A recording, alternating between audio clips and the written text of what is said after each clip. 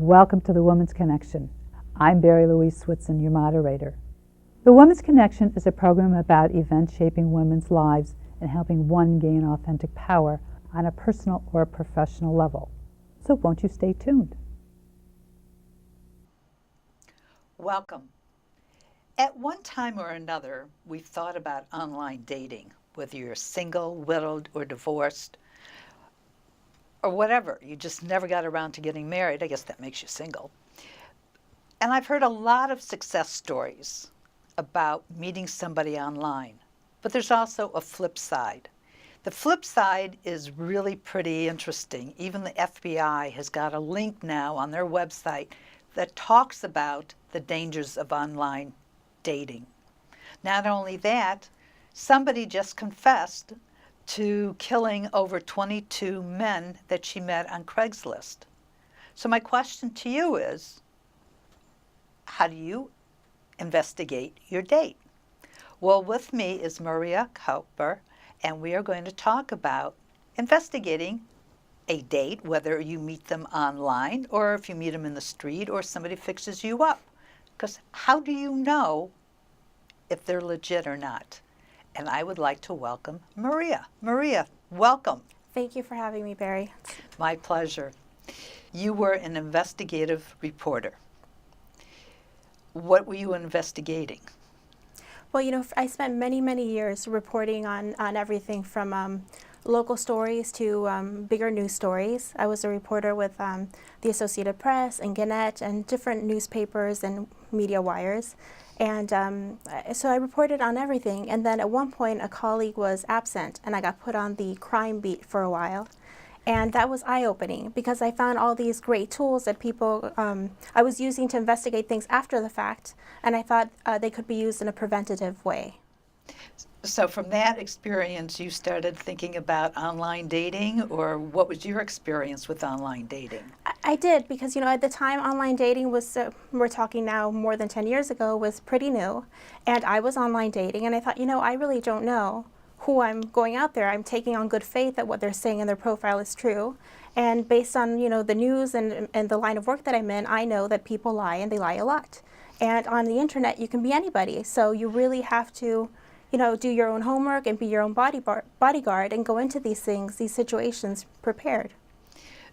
All right, so what was the first thing that you decided to do? I know you wrote this book, Investigate how to investigate your date. Right. But what prompted this whole series of events? Well, it started off very benign. It started off that I was working and I kept finding all these tools that I thought were fantastic and free and, it's available, and why not? It's a great way to protect yourself.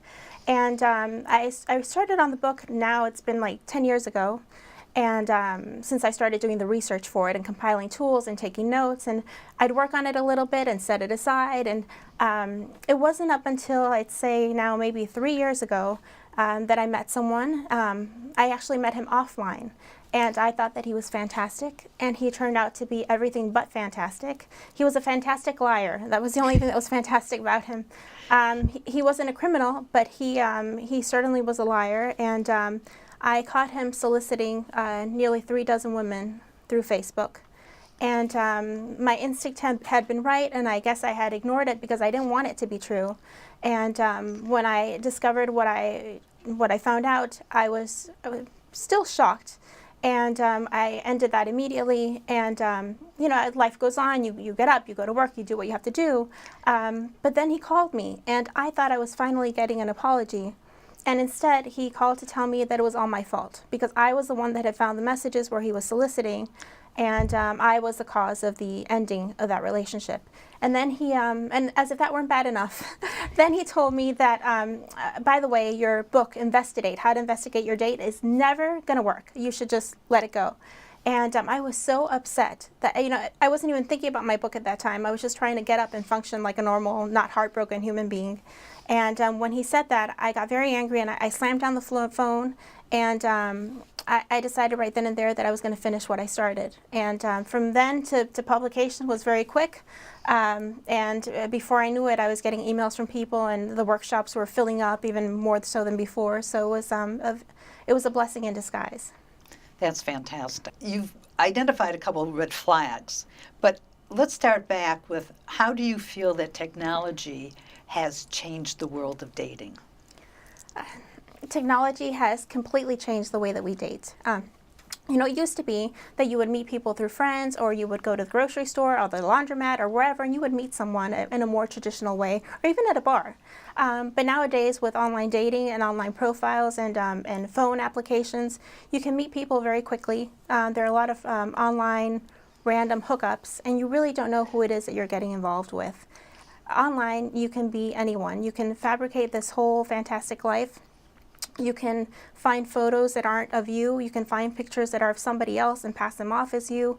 So it becomes very difficult to navigate all that and to feel that you are not walking around with a chip on your shoulder. And I think that's one of the reasons that a lot of people feel like, oh, I don't know if I can investigate my date. What does that say about me? It says that you're prepared, that you're being smart about this and realistic, because online dating has really changed the way that we interact with people and the way that we interact with screen names, because lots of times we're not really interacting with a person. Sometimes they've hired a service to do the interacting for them. So you're interacting with a number of different people representing one person. So things have really changed, the way that we meet and have that meet cute moment with one another. Now, you said something about screen names, and then somebody else also interviews you or does something else? Well, what it is that nowadays you can outsource the wooing process. So let's say I'm great in person. In front of you, we can sit down at a table at a restaurant, have a fantastic date, but when it comes to typing something on an email or what to say, my sense of humor is off, or I get tongue-tied, I really don't know what I'm going to put down.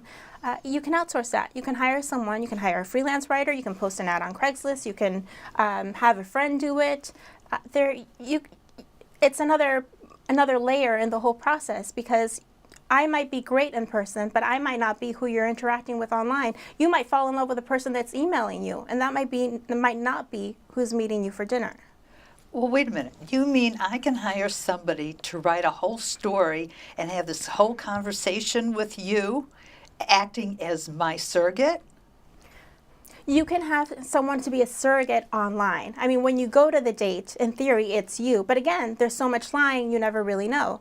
But you can, it's all really one big cloud of smoke. You can hire someone to take the pictures of you that look like you in the best possible light. You can hire someone to write your profile, because maybe, the way that you write or the things that you have to say you think aren't interesting, so you hire someone who's a professional writer to write your profile. You can hire either that same person or somebody else to put together these fantastic emails, or send, if you're messaging, who can be writing your messages. So you can hire someone for most of it. And some people do. I mean, if you go online, if you look at any dating site nowadays, a lot of those photos are professionally taken. And you don't see the one where they just got up and their hair is all terrible. They want to put their best foot forward with this, which is logical. But at the same time, you're shaping the way people see you so much that by the time you get there, A, it's going to be really hard to live up to that image that you've developed of yourself. And B, we don't even know if that's really you. I'm just speechless on what you can do and what people would go to camouflage who they really are to woo you.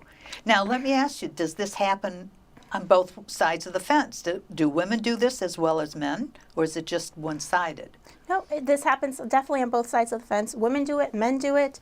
It's hard to say who does it more, but it definitely happens. I've seen statistics that 1 in 10 online dating profiles are fake.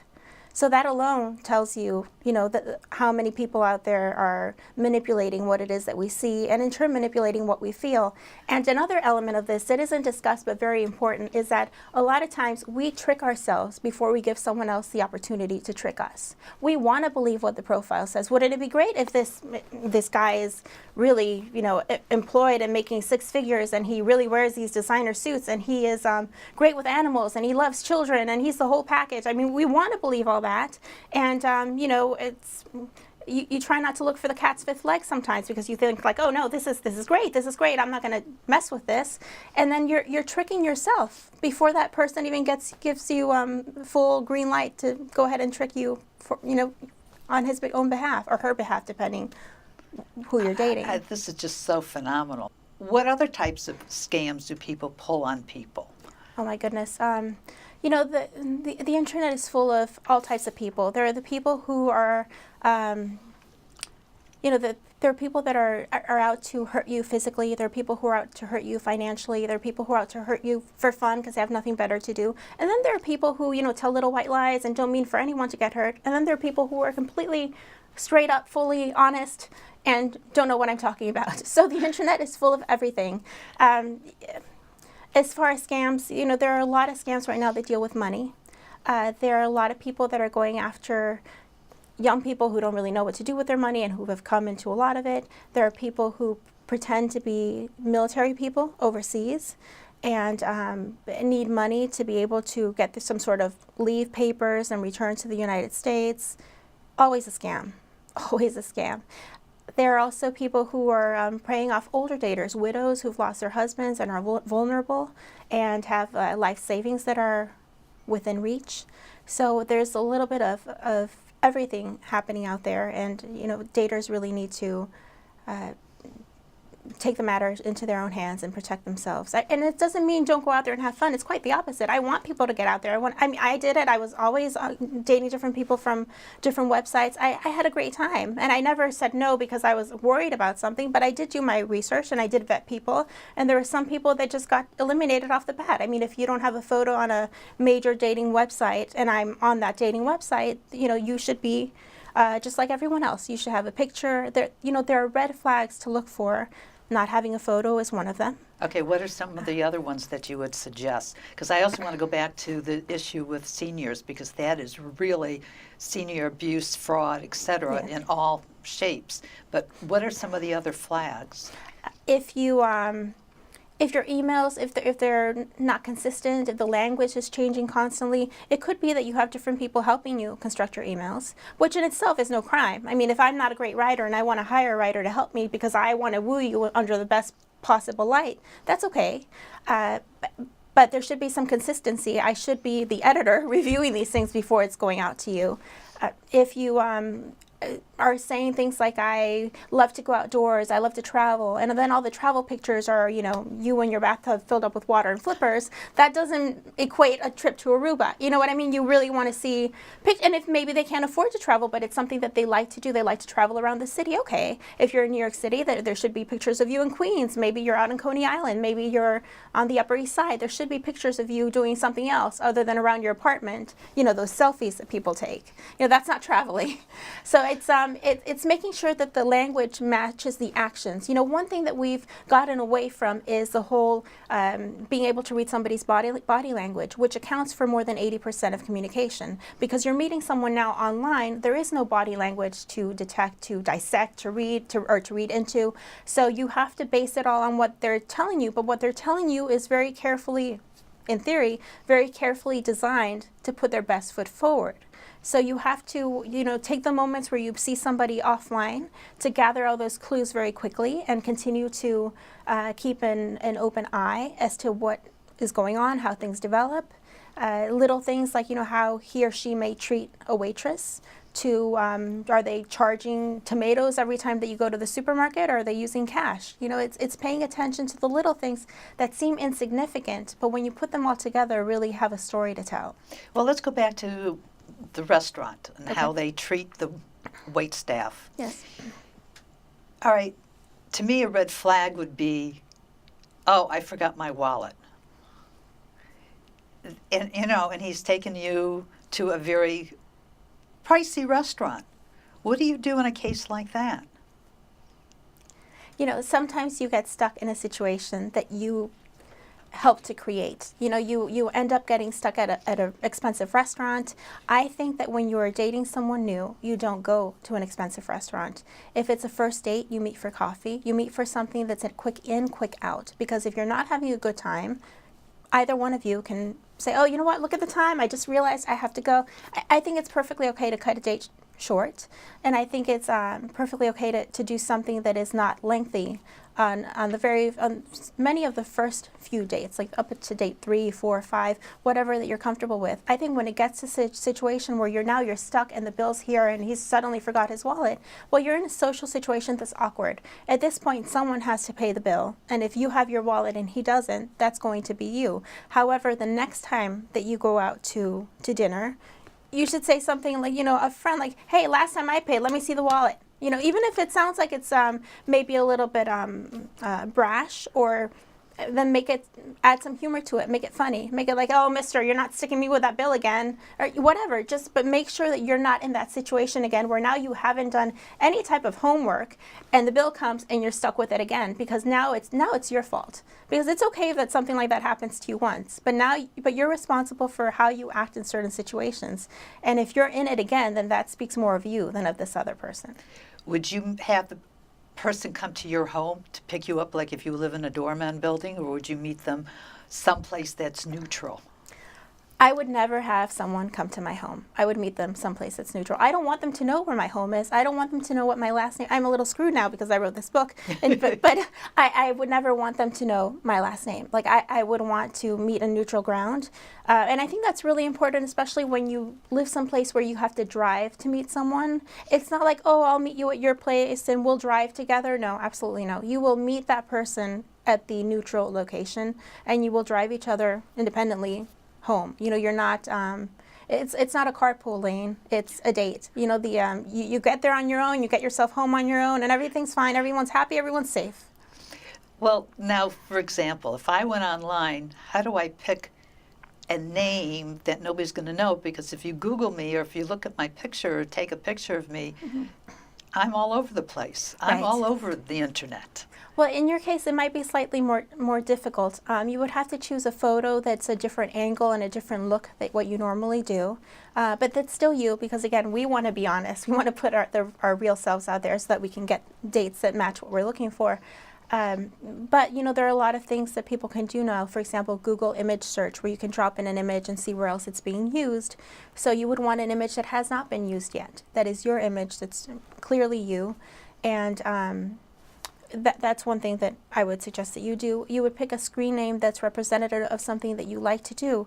Maybe you like to garden, maybe in the book I use hula hoop champ, because when I was little I used to love to hula hoop. So when I would do online dating, I would often use something with the word hula hoop in it, because my name's not in it, my address isn't in there. I've seen people list their phone numbers as their screen names. A definite no, you don't do that. I've seen men say things like your worst nightmare, that's their screen names. Like what? There's they're not thinking, like, why would I want to go out with someone whose screen name is my worst nightmare? It's scary, and it shows a lack of sensitivity from someone when they either divulge too much of their own information or put something up there that's, I guess, could be funny, but in today's day and age and how scary things can be, it's not funny at all. Let's go back a minute to seniors. So how does one who's lonely and has money protect themselves from a situation like, oh, a million men are after me? Well, yeah, how much are you worth? I mean, how do you protect yourself when you're a senior? It's you protect yourself the same way you would at any age group. You create what I call a database, which is a database of all your dates. It's one email address that you'd use just for dating, and you never delete anything. So you use this one email address. If you meet someone at the supermarket, you give them this email address when they ask for your email.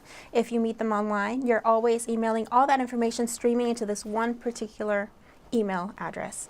Then you give the password to that email to 2 friends. And you do that so that, God forbid, anything should happen, there are 2 people who know where to start looking right away. And they're going to have access to photos, to email correspondence. They're going to have bolded information, whatever came in, new, whatever is the most recent.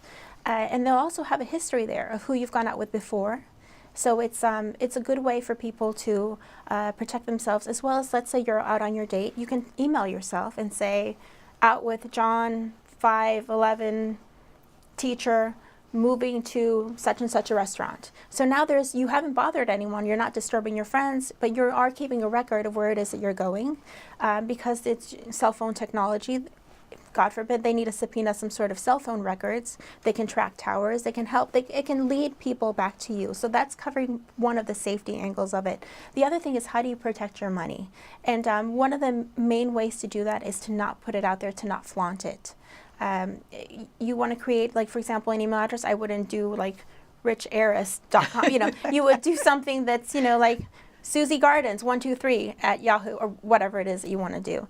And you would make sure that when you're speaking with people, tone it down. If you are highly educated, very literary, like to read really sophisticated books, I would mention some of those things. But I would also mention, love People magazine, love whatever it is that is more mainstream, so that it doesn't seem like you're trying to attract a certain type of person or demographic. And I definitely, under no circumstances do you ever give money. A lot of these online dating scams happen with when it happens with seniors. They tend to be the seniors tend to be lonely. Either they're recently widowed, or they've been alone for a while and are really looking for someone to love. And there seems to be a part of it that is a little bit like, well, maybe if I help this person with this project that they're doing, I can maybe buy some of their affections. It's not said that explicitly, but you can't buy love. And when you and it's hard because it's not really positioned in that way. It's very clever, and it comes through kind of like, I have this sudden emergency. I really don't want to trouble you, but it's just, oh God, I don't know what I'm going to do. It's just if I could get this money for my granddaughter, and then they come up with situations that you can relate to, because you might or might not have a granddaughter. Someone who has a granddaughter, and you think like, oh my goodness, if my friend Jill's granddaughter needed this, I would be there in a jiffy, And it's it's harder because it's an emotional ploy. While yes, they might be going after the money, they do it in a way that is so skillful that it's a type of thing where someone thinks, oh, that would never happen to me, until you're in it. And then you realize, oh, this is happening to me, or this has happened to me. There are people who've lost anywhere from maybe, $500 to most of their savings account, wanting to do good and not seeing it. Love can be blind, as we all know, but it's important to keep an eye on your checking account. When it's running a little low, even a little bit low, and you've been dating somebody new, that should send off a huge red flag. I know you also are a big proponent of, what is it, spy dialing. Spy dialing. Yes. I put my phone number in, my cell phone number in it, and it freaked me out. There it was, coming back to me, my name. Mm-hmm. How good is this? Is it something that everybody should do? Because don't forget, when you're meeting somebody, you would give them your phone number. Pros and cons? Pros and cons. Well, I love Spy Dialer. It's called spydialer.com, and it tells you two things. It'll tell you the name of the person whose cell phone is associated with that phone number you're calling, and it will also let you hear that person's outgoing voicemail message. So this is great for several reasons. One, if the person that you're dating online and have not met in person yet is giving you their cell phone number, you can punch it in and you can get their name. Their name is useful for many things. If you suspect, for example, that maybe he's married, you can go to a website like zawasearch.com and check addresses, see if he comes up alone at different addresses or if there's somebody else associated with them. You can also, well, I don't want to get off on a tangent with all that because that's a whole other chapter in the book, but it's a spy dialer is great for looking up a person's name and also hearing their outgoing voicemail message. And the benefit of hearing the outgoing voicemail message is that if you haven't met them in person, you can hear what their voice sounds like. You can get a gauge of how old they may be. You can hear if they have any accent. If you're dating someone who says he's Italian, you want to be able to hear maybe a little bit of that Italian accent. So it's useful on that level. And I guess it can be a little bit creepy, especially if you're not used to it. But I think that before you meet anyone, you should plug in the phone number and see what you hear. I also think that when you're dating online, you shouldn't be giving out your cell phone number. Then how do you connect with somebody if you're not giving them out a cell phone number? Do you give them your home number? Do you give them your work number? You don't want to give a home number, because a home number, you can easily do a reverse search on it and get an address. So just like I don't want him having my cell phone number, I definitely don't want him having my address. So what you could do is you could go to Google. Google has a Google Voice number that you can get for free, and you can use that number. And if something should happen and you don't want this person calling you anymore, you can either put the Do Not Disturb on it, or you can request a new number. So it's one easy way to communicate with people and cease the communication if need be. Another thing you can do is you can get one of those prepaid cell phones with a number just for dating, and you use it just for that. So your friends still have your regular information, and your dates have this other information that you hang on to and only switch them over. You only upgrade them once you've hit a certain point in what you think is appropriate in your relationship. Maria, now from this book, you've created a workshop. Yes. Tell us a little bit about it. What salient things come out of it? Well, there are two workshops. The beginner workshop is Wolf in Sheep's Clothing 101, and the advanced workshop is Are You Dating an Ass? So it's for people who have proceeded a little bit farther in the dating scene.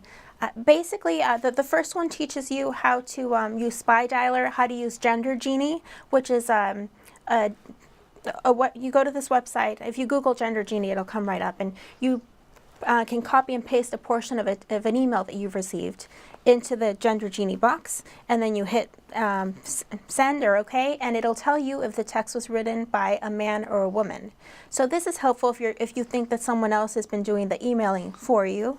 So it uses an algorithm developed in Israel to tell you if something's likely written by a man or a female. So that's another thing I teach in the workshops. I also teach how to check someone's qualifications, because just like I investigate my dates, I also investigate my doctor, and I also investigate, my mom's veterinarian.